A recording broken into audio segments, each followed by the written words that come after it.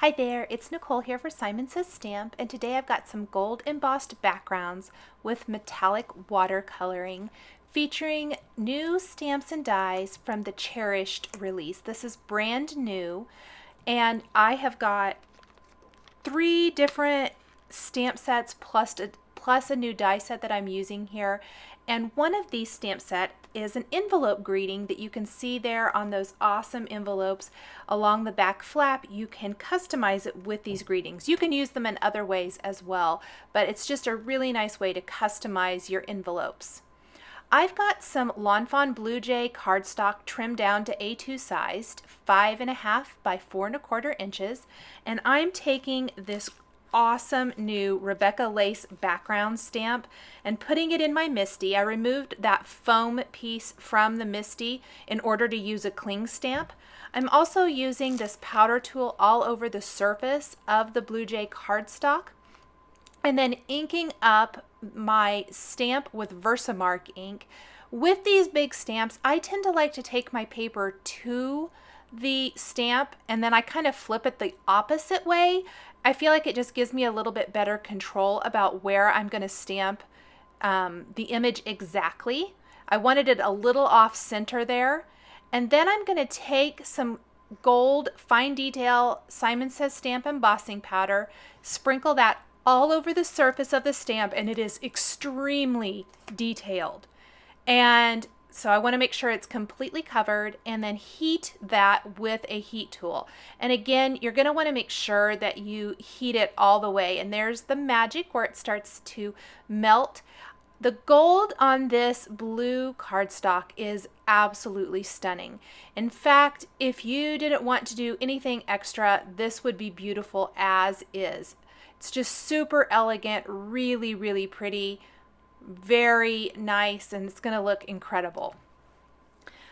I'm going to do this for both of my backgrounds, and then I decided to take some of the Starry Colors pigment watercolors and a water brush pen and paint some of the areas on this background stamp. It looks gorgeous with these metallic-y kind of watercolors. They're called Starry Colors, but I always call them metallic. They're all just different gold colors. I'm using white gold and red gold are the 2 colors I'm using for my image. That's about all you really need. You're not going to see a lot of difference in color with this particular image really. I went around and colored everything with the white gold that I wanted to do first.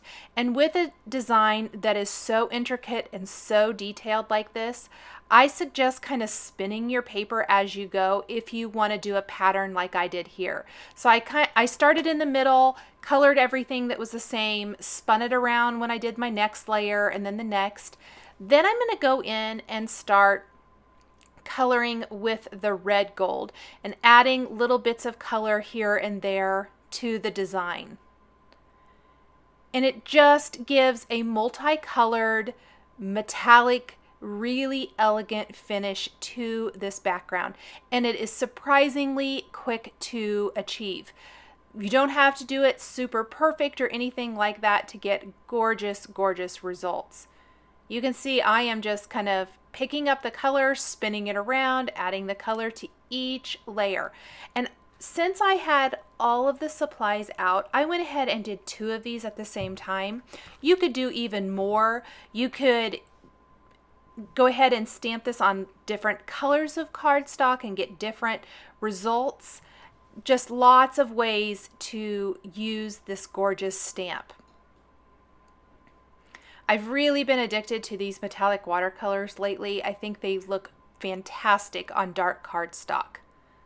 I did try to pull in another lighter color, and this is where I realized you're not really going to see the difference in color all that much. The red gold shows up well and the white gold shows up really well. So I went ahead and just stuck with those 2 colors. I'm going to just pick up some of that. I made a little blob of ink there, so I'm picking it up with my paper towel. Maybe fill in a little bit more white. As you work your way out, you can kind of see areas that may need a little bit more ink or anything like that as you're working. This is going to dry really fast. There you can see the difference between the two. Go ahead and start on my second one. I'm going to use the first one as a guide and just completely copy that, going around the whole thing again with my watercolors. If you feel like the water brush pen maybe puts out too much water and you don't feel like you have enough control, you can always use the water brush pen without water in it. You can simply dip the tip of it into a little pot of water if you want to, or you can use a traditional paintbrush to paint this in, maybe even something a little more fine tip if you want a little bit more control and to get into those little nooks and crannies even better. One of the best things about this watercoloring on an embossed image is that the watercolor and the water will kind of pool. That embossed area holds it into that particular shape of the design. And so you don't have to worry about it maybe migrating out as much. It's one of my favorite reasons that I use embossing a lot with watercoloring, is simply because that little embossed ridge holds the water and the color into that shape so much easier. I think it's just so extremely elegant when you get all of the color laid down here, and so super pretty. Lots of ways to use this. These backgrounds could be used in tons of different ways. I want to make lots of backgrounds now because these were so quick and easy and turned out so fantastic. Once I have all of this done, I'm going to go ahead and set both of these aside to dry completely, and I'm going to die cut a couple of hearts. This is where my sentiment is going to go for my cards, and these hearts were die cut with one of the new Wonky Hearts dies, the mid-size die. There's 3 different ones, a big, a medium, and a small, and this is the medium. I'm going to use a powder tool on both of these, and then take greetings from the thoughtful messages and stamp those on the heart, starting with the scripty sentiment first. I use the powder tool to kind of help keep the embossing powder only on the stamped image. I'm going to stamp thinking of you. I'm going to sprinkle on a little gold embossing powder, heat set that, and then I'm going to move on to stamping a smaller phrase from the thoughtful messages stamp set underneath that reads during this time. So the greeting will be thinking of you during this time. These are not always the most favorite kinds of cards to create, but they're a card that you need to have on hand. And I thought this design lent itself well to kind of a sympathy style card. So the next line I stamped, I'm going to emboss this with white embossing powder instead for a 2-tone type of greeting. Again, heat set this. Now I'm going to put little dabs of glue behind the embossed areas of my sentiment, and then center that kind of over the center of the design. It's okay that it's hanging off the edge just a little bit. And then I like to put something heavy like an acrylic block on that to hold it down while the glue dries. I'm going to do the same thing for the second heart. Use the powder tool all over that. And this time I'll do a thanks card with the thanks greeting, and then I can use for everything underneath it. Again, 2-tone with the thanks being stamped and embossed with the gold embossing powder, and then the for everything being stamped and embossed with white embossing powder under it. Trying to figure out which greeting to use. There we go. Again, I'm going to take little dabs of glue behind the embossed areas on this sentiment using my glue pen. Vellum is tricky to find a good way to attach it. If you want to attach it with an adhesive, it sometimes can be tricky, so hiding it behind this embossing is a great way to go. I'll place the acrylic block on top of this to hold that down, and then just wait till the glue dries. This will kind of help keep it more flat. I'm going to flip that panel over, trim off the excess heart. I added some Nuvo crystal drops in pale gold and copper penny. And then I will attach that whole panel to the front of a top fold card base.